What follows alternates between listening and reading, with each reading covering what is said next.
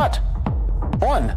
For the first time, the Arab League, joined by major states such as Qatar, Saudi Arabia, and Egypt, has issued a unified call urging Hamas to disarm and relinquish control of Gaza.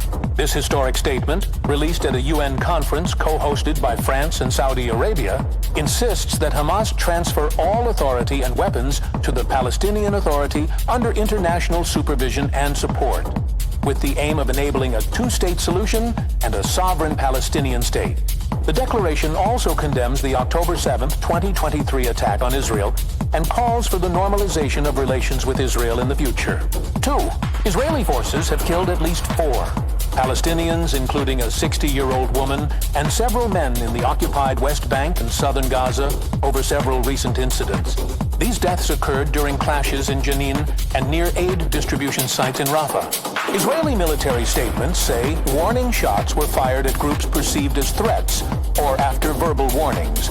The Palestinian sources report civilians among the dead and continue to criticize the frequency and circumstances of such incidents. Since the start of July, the death toll for Palestinians in the West Bank has exceeded 30,000 amid expanded Israeli operations and an ongoing humanitarian crisis in Gaza. 3. Russia has rejected President Trump's 50-day and then shortened 10-day ultimatum to sign a Ukraine ceasefire or face punitive 100% secondary tariffs.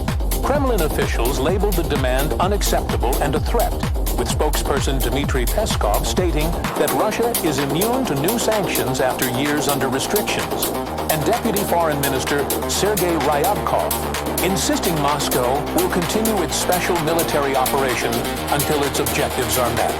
While Russia says it is open to negotiations, it rejects ultimatums and warned that excessive threats could increase the risk of broader conflict, not just in Ukraine, but between Russia and the U.S. Ukraine's parliament, meanwhile, voted to extend its war footing for at least 90 more days. 4.